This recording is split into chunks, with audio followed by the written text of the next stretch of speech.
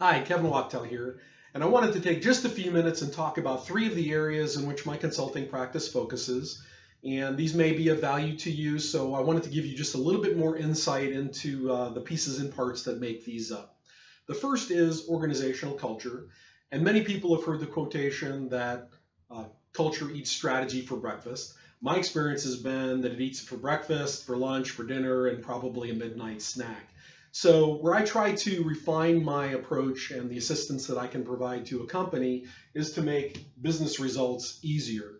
And by tapping into the collective strength of all the assets in your organization, mainly your people, that you can create higher levels of performance, greater connectivity with your customers, new process improvements, and really kind of strengthen how many people are really pulling in the right direction relative to your organization. And statistics measured by Blessing White show that really only 1 in 3 employees in the United States is really truly engaged in their job each day. The other 2 come in, they do a decent job, they're just not thinking about how to make things better, how to really service or satisfy a customer, kind of go above and beyond the call of duty. And then only 21% of people who work in the United States really feel strongly valued by their employers. And only 19% of companies in the United States have a culture that can get the most effective results for the business they're in. So kind of using that as a backdrop, I bring a collective and integrated diagnostic process that really creates a root cause analysis of what's going on within your culture.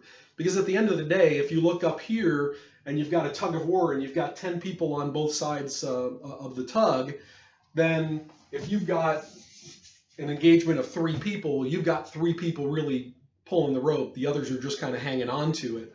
If the bad guy company has a little bit better, they've got maybe 6 or 5 people pulling on the rope, the chances are you're going to lose the tug of war unless you've got Wonder Woman and Megatron and Superman on your side, which will be really tough to hang on to if you're only getting 3 people really engaged in the business. So that's what this turns out to be is if you can create an opportunity by looking at a root cause analysis, and you can move from 3 or 4 people to 6 or 7 people, the chances are you're going to be much better in terms of your competition and be able to outperform them. So that's the first area. The second area is relative to leadership and management development.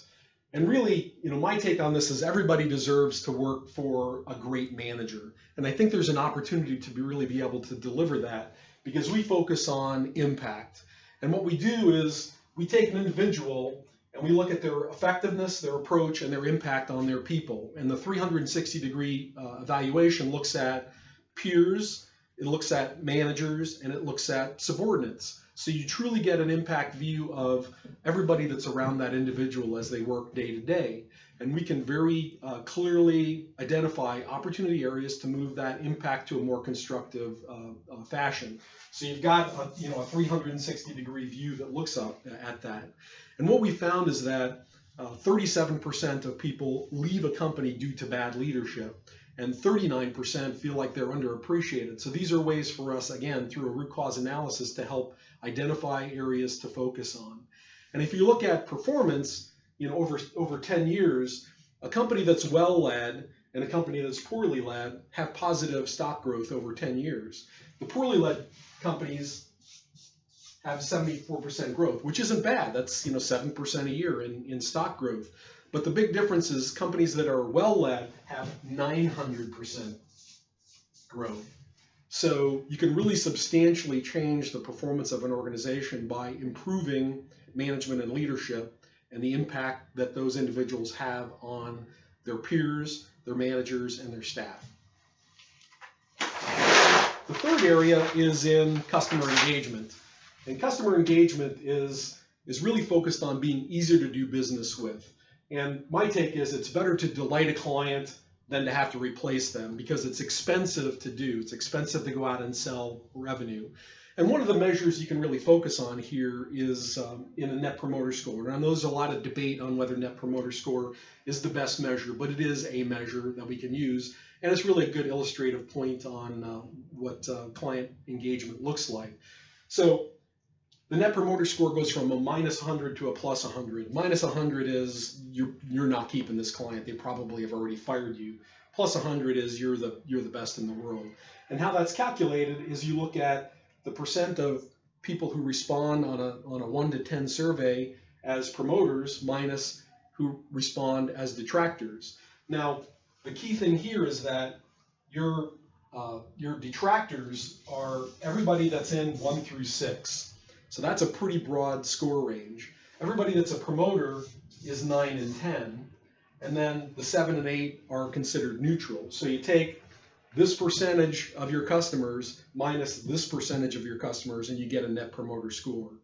If you're on the plus side, that's considered good. If you're at 50%, that's considered excellent. If you're plus 70, you're considered world class. And I was in an organization that when I started, we were at a -20, and we ultimately got to a plus 83. So there are ways through techniques and process, through key performance indicators, through making sure that you're on the same page in terms of reporting, and that the communications is open, and that every opportunity for engagement is an opportunity to delight that customer, then you can make that move in the right direction. So little detail on 3 areas that I'm focusing on, and I hope to work with you. Thanks.